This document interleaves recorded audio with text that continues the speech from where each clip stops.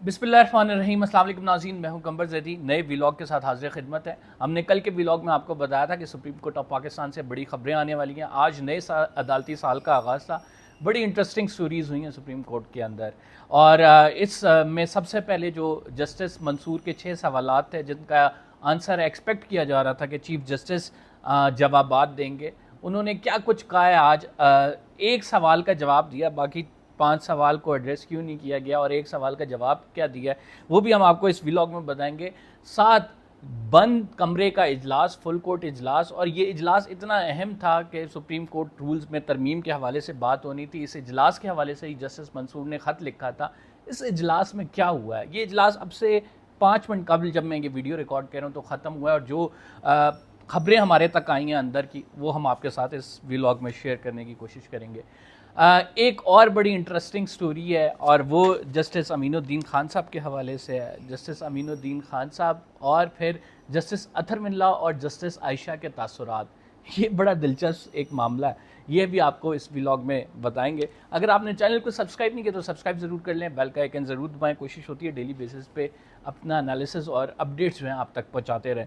आज नए अदालती साल के आगाज़ के साथ ही आपको पता है कि जब अदालती साल का आगाज़ होता है तो 3-4 तकरीर होती हैं। एक vice chairman supreme court bar council करते हैं, पाकिस्तान बार कौंसल के वाइस चेयरमैन करते हैं, फिर सदर जो हैं सुप्रीम कोर्ट बार एसोसिएशन करते हैं, चीफ जस्टिस की जानिब से खिताब किया जाता है, अटॉर्नी जनरल खिताब करते हैं। अटॉर्नी जनरल ने अपने खिताब में कहा कि हमने बैकलॉग ख़त्म किया है, यानी 60,000 पहले केसेस होते थे, 3,000 केसेस जो हैं हमने निपटाए इस साल में, और तकरीबन 5.7% ये बनता है। 25 जजेस इंडक्ट करके इन्होंने 3,000 का बैकलॉग कम किया। कल मैंने आपको अपनी स्टोरी में बताया था कि पहले जो केसेस थे वो 52-53 हज़ार होते थे। जस्टिस याहिया अफरीदी आए, ये तादाद बढ़ती गई, ये तादाद 60,000 तक जा पहुंची। फिर 60,000 को कम करने के लिए इन्होंने 25 जजेस इंडक्ट किए, और उन 25 जजेस की नाज़रीन ये कारकर्दगी है कि उन्होंने सिर्फ 3,000 का बैकलॉग जो है वो कवर किया, और उनको जो मरातें दी जा रही हैं उसका आप मवाजना कर सकते हैं। जस्टिस याहिया अफरीदी ने अपनी जो तकरीर की उन्होंने प्रोटोकॉल का भी जिक्र किया। नाज़रीन, प्रोटोकॉल में चीफ जस्टिस के 9 गाड़ियाँ इस टाइम है, और उन 9 गाड़ियों में अगर 3-4 बंदे भी लगाए जाएँ तो तकरीबन 40 के करीब लोग बनते हैं।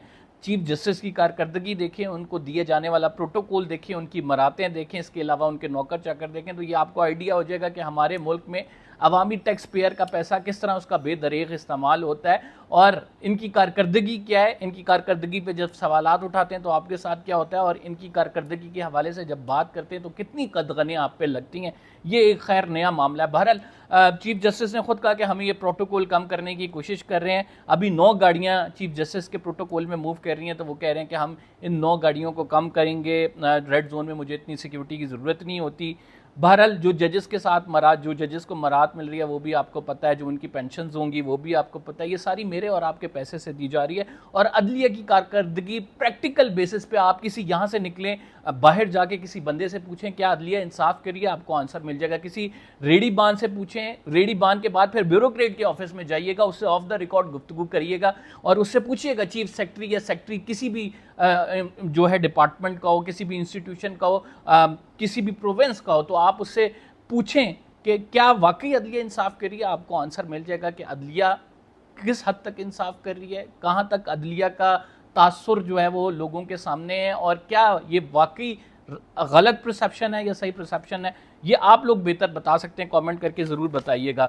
बहरहाल जो अटॉर्नी जनरल का खिताब है उन्होंने बैकलॉग के हवाले से जिक्र किया। उन्होंने कहा 26वीं आईनी तरमीम के बाद से बड़ी बेहतरी आई है। इसके बाद जी वाइस चेयरमैन जो हैं उनकी जानिब से जो की गई, उन्होंने कहा कि डे केयर खोला गया है जी बच्चों के लिए। इस जस्टिस सरफराज डोगर ने इस्लामाबाद हाई कोर्ट में, बड़ा अच्छा इकदाम है। तो ये उनकी तकरीर है जी जिसमें वो डे केयर की बात कर रहे हैं, फैसिलिटीज़ की बात कर रहे हैं। फिर जो है सुप्रीम कोर्ट बार एसोसिएशन के सदर ने उन्होंने कहा कि मौसर अदलिया की ज़रूरत है, मौसर अदलिया होनी चाहिए, और इसके साथ उन्होंने कहा कि जजेस के दरमियान जो इख्तलाफात हैं वो बंद कमरे में हल होने चाहिए। तो जजेस के दरमियान इख्तलाफात बंद कमरे में हल क्या है, वो तो लेटर्स के ज़रिए बाहर आ रहे हैं, और लेटर्स के ज़रिए बाहर इस वजह से आ रहे हैं कि उनको एड्रेस नहीं किया जा रहा। अगर चीफ जस्टिस ऑफ पाकिस्तान एतराज़ात को एड्रेस कर दें तो मेरा नहीं ख्याल कि कोई भी जज वो ख़त लिखेगा। ख़त लिखे जा रहे हैं लेकिन उनके जवाबात नहीं आ रहे, सवाल पूछे जा रहे हैं उनके जवाबात नहीं आ रहे। जो मैं आपसे बात कर रहा था कि जस्टिस मंसूर ने 6 सवालात पूछे हैं, तो ये मैंने अपने पिछले व्लॉग में भी आपको बताया। ये 6 सवालात मैं दोहरा देता हूँ और आपको बताता हूँ कि कौन से सवाल का जो है चीफ जस्टिस ऑफ पाकिस्तान ने आंसर दिया है। जस्टिस मंसूर ने अपने 6 सवाल में पहला सवाल पूछा था, प्रैक्टिस एंड प्रोसीजर कमेटी का इजलास क्यों नहीं बुलाया गया। दूसरा सवाल था उनका, सुप्रीम कोर्ट रूल्स 1980 में तरमीम पर फुल कोर्ट इजलास के बजाय सर्कुलेशन के जरिए समरी क्यों मंजूर की गई। तीसरा सवाल उनका था, इख्तिलाफी नोट जारी करने से मुतल्लिक पॉलिसी में तब्दीली के लिए इनफरादी तौर पर मुशावरत क्यों की गई। जजेस की छुट्टियों पर जर्नल ऑर्डर क्यों जारी किया गया। 26वीं आईनी तरमीम पर फुल कोर्ट क्यों नहीं तश्कील दिया गया। और छठा सवाल उनका था कि जजेस को खुद मुख्तारी के बजाय आपने इन्हें कंट्रोल्ड या रेजिमेंटेड फोर्स में क्यों कन्वर्ट कर दिया और क्यों परवान चढ़ा रहे हैं। इनमें से सिर्फ एक सवाल का जवाब आया, वो सवाल जजेस की छुट्टियों के हवाले था। चीफ जस्टिस ने अपनी तकरीर में ये कहा कि एक तो उन्होंने प्रोटोकॉल की बात की कि कम कर रहे हैं, दूसरा उन्होंने ये कहा कि जो छुट्टियां हैं 1 माह दिया जाता है जजेस को छुट्टियों के लिए, वो जहाँ मर्जी जाएं, कोई उन पर कदर नहीं है। लेकिन इसके अलावा अगर आप छुट्टी करेंगे तो आपको मुझसे पूछना होगा या फिर आपको उसके लिए इजाज़त लेनी होगी। इस पर जो है जस्टिस मंसूर अली शाह कह रहे थे कि आज़ाद अदलिया के जजेस का तस्वुर अलग है। आज़ाद अदलिया के जजेस किसी ब्यूरोक्रेट की तरह उनको डील नहीं किया जाता, किसी के मातहत नहीं होते।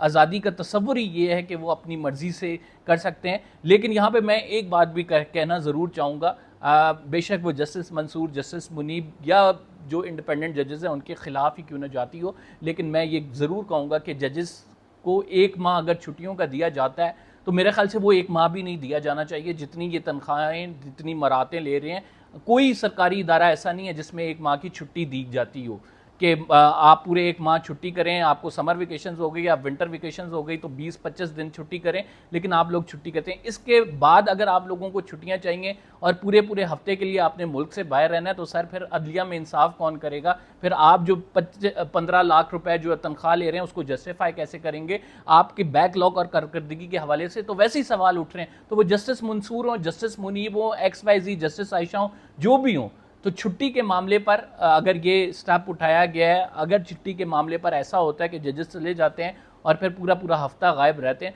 तो मेरा ख्याल से इसमें जजेस को ख़ुद भी देखना चाहिए कि इससे अवाम तक जो इंसाफ की फराहमी है वो मुतासर हो रही है। ये बात सही है कि जजेस को एक ब्यूरोक्रेट की तरह डील नहीं करना चाहिए, उनको किसी हुक्म के ताबे नहीं होना चाहिए, चीफ जस्टिस उनका डिक्टेटर नहीं होना चाहिए। लेकिन दूसरी जानिब उन जजेस को जो छुट्टियां करते हैं खुद भी ख्याल करने की ज़रूरत है।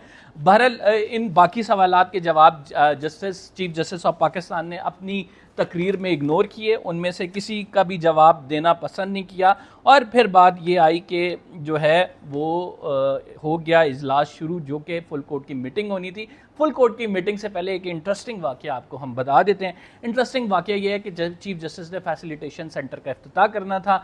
चीफ जस्टिस फैसिलिटेशन सेंटर का इफ्तिताह करने के लिए आए। जुल्करनैन इकबाल साहब जो कि प्रेस एसोसिएशन के सदर हैं, वो भी वहाँ पे मौजूद थे।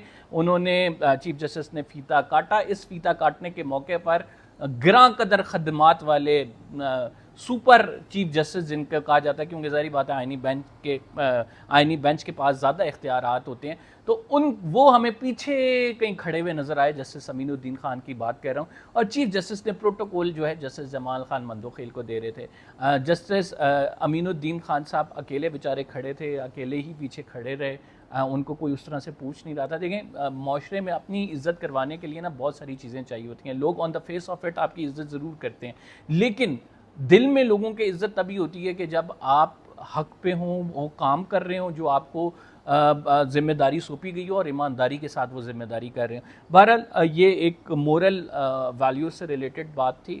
उस पर हमारा माशरा कहाँ कहाँ पे पूरा उतरता है ये आपको पता है। ये कोई अचंभे की बात नहीं है कि यहाँ पे क्या कुछ होता है और किस तरह से मामलात होते हैं। जो अमीनुद्दीन खान साहब हैं उनको प्रोटोकॉल ना चीफ जस्टिस ने दिया, ना ही जस्टिस जमाल खान मंदोखेल ने दिया, जबकि सुप्रीम कोर्ट ऑफ पाकिस्तान में इस टाइम हिरार्की के मुतालिक सबसे अहम जज जो तस्वुर होते हैं वो आइनी बेंच का सरबराह होता है और वो जस्टिस अमीनुद्दीन खान साहब हैं, लेकिन उनको किसी ने पूछा तक नहीं। दूसरी चीज़ जो इसमें हुई वो ये थे कि जब सुप्रीम कोर्ट बार एसोसिएशन के सदर जो है वो तकरीर कर रहे थे तो उन्होंने इनकलाबी एक शेर पढ़ा, और उस इनकलाबी शेर पर जो है उस टाइम पीटीवी का जो कैमरामैन था उसने कैप्चर किया मूवमेंट्स को जस्टिस अतहर मिनल्ला और जस्टिस आयशा के, और वो दोनों एक दूसरे को हैरानकुन तौर पे देख रहे थे कि इनकलाब की आप बातें करते हैं, परफॉर्मेंस आपकी ये है कि हुकूमत की दी हुई इमदाद पे आप बिक जाते हैं, परफॉर्मेंस आपकी ये है कि बारों ने जो रोल अदा करना था वो रोल अपना अदा कर नहीं सके हैं। आप यहाँ पे खड़े हुए भाषण दे रहे हैं जमहूरियत के जजेस के दरमियान इख्तलाफात के, आपकी अपनी कारकर्दगी क्या है इस पर आपको कोई वो सरोकार नहीं है, इस पर आप जो है बैक फुट पर हैं, इस पर आपके अपने बुकला आपके अंदर से लोग ये कह रहे हैं कि आप लोग बिके हुए हैं। तो इस पर जो है जब उन्होंने इनकलाबी शेर पढ़ना है और जमहूरियत की बालादस्ती का परचम बुलंद करना है तो जजेस के तासुरात ऐसे होंगे ही जैसे कि बड़े हैरानकुन तौर पर जस्टिस अतहर मिनल्ला और जस्टिस आयशा एक दूसरे को देख रहे थे। आप वो क्लिप जो है सोशल मीडिया पे गर्दिश कर रहा है वो देख सकते हैं।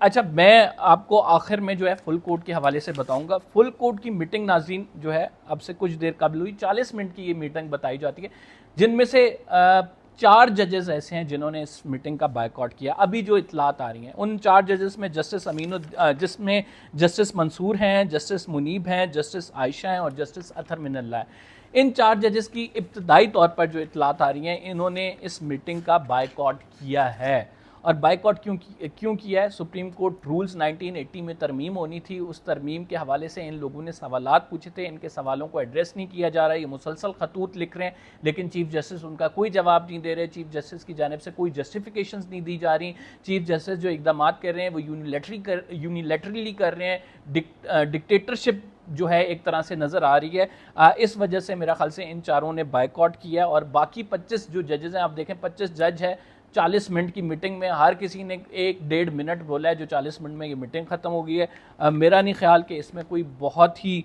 खातिर खा ऐसी चीज़ें हुई हैं जो काबिल ज़िक्र हों। बहरहाल सुप्रीम कोर्ट रूल्स में तरमीम होनी थी 1980s के, तो वो अभी जैसे ही हमें इसकी कंफर्मेशन होगी कि क्या तरमीम हुई है हम आपको ज़रूर आगाह करेंगे। अगर आपने चैनल को सब्सक्राइब नहीं किया तो सब्सक्राइब ज़रूर कर लें, बेल का आइकन ज़रूर दबाएं, फेसबुक पे फॉलो करना ना भूलें। कंबर ज़ैदी को इजाज़त दीजिए, अगले व्लॉग में आपसे मुलाकात होगी। अल्लाह ने के बाद।